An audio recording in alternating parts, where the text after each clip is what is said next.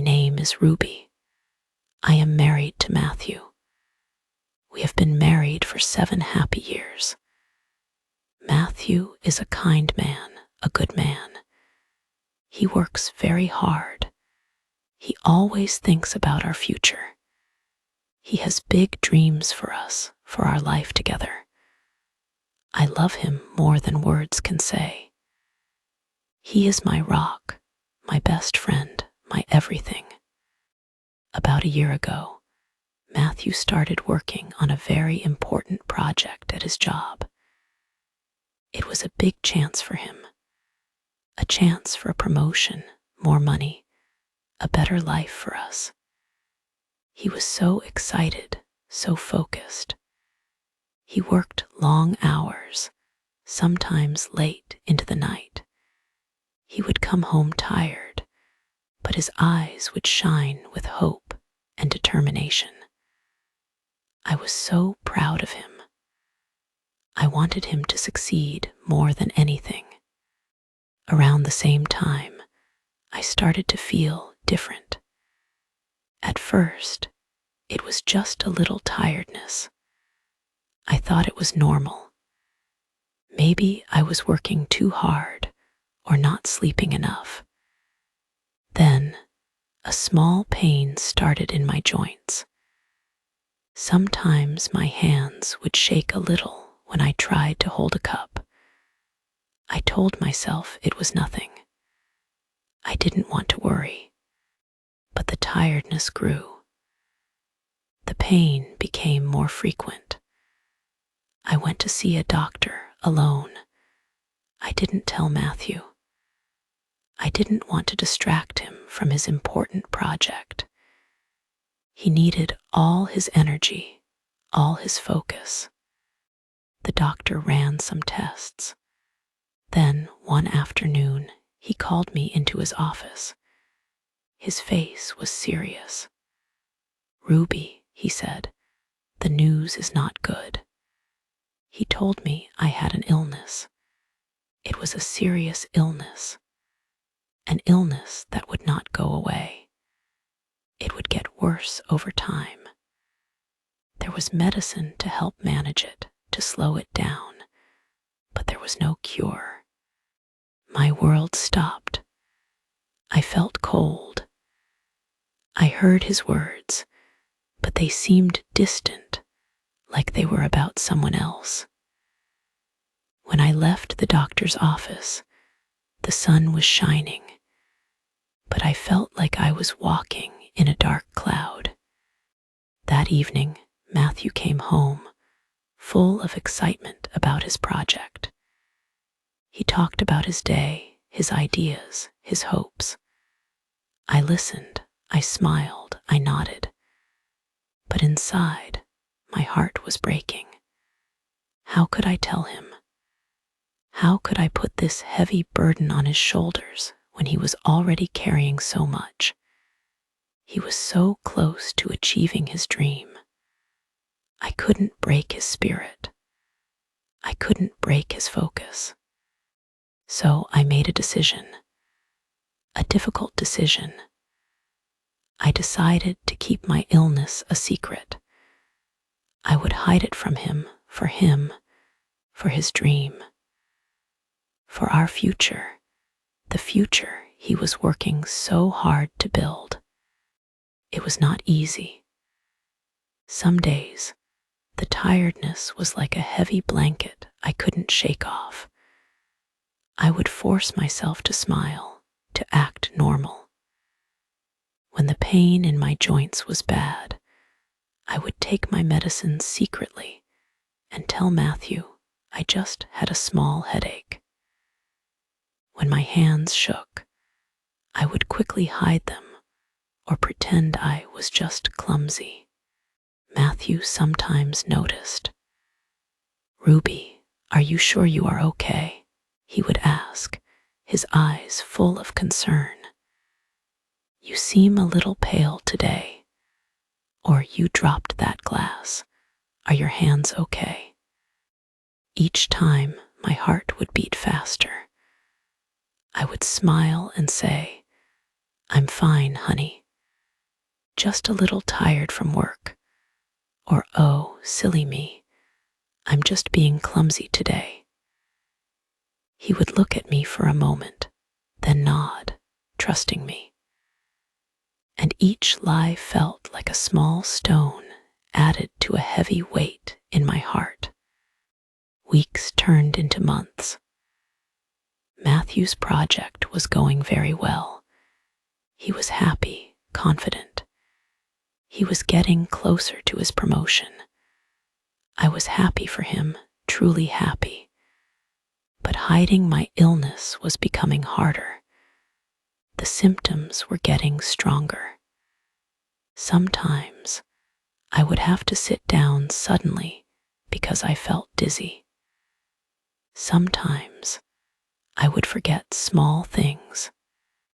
One evening, Matthew was preparing for a very important presentation. It was the final step for his promotion. He was nervous, but also excited. He wanted everything to be perfect. He asked me to help him practice his speech. As I listened to him, so passionate, so brilliant, I felt a surge of love and pride. But I also felt incredibly weak. The effort of concentrating, of looking normal, was too much. "Ruby," he said, stopping his speech, "you look very pale. Are you sure you are all right? Maybe you should rest." No, I'm fine," I insisted, trying to smile. "Your speech is wonderful. You are going to be amazing." I wanted to be strong for him. I wanted to see him through this. The next day was the day of his big presentation. He left early, full of hope. I wished him luck, told him how much I believed in him. After he left, I felt a wave of exhaustion wash over me. I sat down on the sofa. The room started to spin. I tried to stand up, but my legs wouldn't hold me. I reached for the phone to call for help, but my hand was shaking too much. Then everything went black. I don't know how long I was unconscious. When I opened my eyes, Matthew was kneeling beside me. His face was pale, his eyes wide with fear. He was holding my hand. He wasn't at his presentation. He was here with me. "Ruby, oh Ruby, thank God you're awake," he cried, his voice thick with emotion. "I came home to get some papers I forgot. I found you on the floor. I was so scared." Tears welled up in my eyes. My secret was over. I couldn't hide it anymore. "Matthew," I whispered, my voice weak, "I have to tell you something important." And so I told him. I told him about the doctor, about the illness, about why I kept it a secret. I told him I did it for him, for his dream, because I loved him so much and didn't want to burden him. When I finished, there was a long silence. Matthew just looked at me, his eyes searching mine. I was afraid he would be angry, afraid he would feel betrayed by my silence. Then his eyes filled with tears. He gently stroked my hair. "Oh, Ruby," he whispered, his voice breaking. "My brave, foolish Ruby, did you really think your illness would be a burden to me?